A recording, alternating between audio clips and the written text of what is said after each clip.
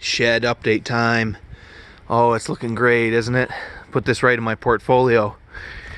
It's not pretty, and I am being sarcastic, but it is doing a technical job of water management, I guess, right? It's managing water for now, and next year we will do things the right way and go bigger and better. So we got some flashing along the bottom here because water was dripping and splashing up on that already soaked and mildly rotten T111, which far more quickly with capillary action soaks water up, and we'll see that from inside. It had been doing that. I'm content to leave this drip and splash here because this is brand new T111, and we're mostly just splashing that big pallet that the shed is on that will someday be gone, and not really the siding. If it turns into a problem, we'll handle it then. This is doing its job now. It actually makes a pretty good illustration here. You can see the water dripping down, and it was just this tattered shingle and tar paper, and then the edges of the roof deck. You can't really see it, but then you're dripping along here, and you're dripping on the edge of my new T111, which I didn't want. So this will do its job of that and make the transition from the two different sided pieces on the back here. And then at the front, it did have a little drip edge over the, we got water on the screen. Had a little drip edge over the door, but it was just tacked on, and every one of these little gullies was an open pathway for water. So we used some sealant up there. That's all that polyurethane roof and flashing from Loctite. It's a PL kind of line of stuff. I don't have a tube right here, but love that polyurethane stuff. You just can't beat polyurethane. It's just the best, even better than silicone. In a lot of ways, it's a true adhesive, and it truly bonds unlike silicone. So here's the rest of our flashing here, and we want to right around. You got underneath the drip edge that did survive, and once again, this is dripping out and keeping the water off of everything. That's the most important thing. We had, you can see here, this was that soaking up. It's still kind of damp, but it's drying out. I'm going to be paying attention to that. Ooh, there's a nail there. I'm going to be paying attention to feel that dries out. Now it is damp down there, but up here where it's dark is dry to the touch, which tells me that the water's slowly falling out and not re-entering. So it tells me we've done what we could here, and we've gotten away with it. All this higher up stuff, this is still a little moist up here, which it's moist there again. So we want to be, oh, that's the new T111, and it's ripply and moist, and so is the deck of the roof. So I got to keep an eye on that. I can't tell if it's moist or cold. No, it is moist. So we got to get that to stop happening, and then we know that we've sealed it up until next year. In which case, oh, and we put a doorknob on it.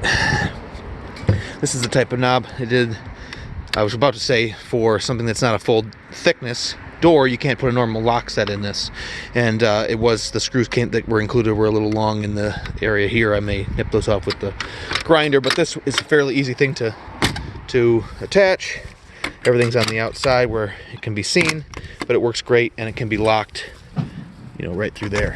But this will make a nice, much nicer than the hasp and other BS that was on it from before. So with that in mind, we've got it held open because we haven't cut our chicken door in it yet, because we bought a automatic opening closing one, and we want to know what size of hole to cut for that. So we'll wait. For now, they can operate through the open door. But overall, this is working out. We're going to make some feeders so I don't have to keep throwing food on the ground and wasting any of it. And this is that area over here that we want to make sure water isn't entering above the area of flashing up here at all. We got to get it to come down and get everything on top. So I want to look and see. I don't want to see any. See, that looks like water that's coming from underneath. I'm going to just keep an eye out. Or any water coming down here. This all looks dry. See, this is the top edge of the T111 that was moist inside, and it's fully uncovered or covered up now, and there's no water or anything coming down from above. Worst case scenario, I could pick that up and put some sealer across the top of it like we did here, which I didn't do because I didn't want to rip up the shingles anymore. But if it has to be done, it has to be done. We're just going to get through till next year. Oh, and I keep saying that. What are we going to do next year? We'll pull all the roofing right off, right down to the bare OSB sheathing, and we'll build some overhang, and we'll extend this out and then out to a widow's peak. At the front, so it'll be a nice big overhang at the front and the back, and we're going to take and pull off maybe a lean-to section in this direction or the other, maybe both. At the very least, we'll have a foot and a half or more of a roof section that goes out, so that the drip is happening way out here, and it's a dry lane all the way around the building. And that'll be after we commit to a concrete pad for it and get rid of the little coop shed thing and everything else. So it's that time of year where everything's kind of looking half-assed and muddy and ruddy and puddles, and you're not finished doing what you want to do, and you have to look at it all winter long not being finished. But this makes me feel better that we got this put back together again, and the roof on it was good enough to last one more year.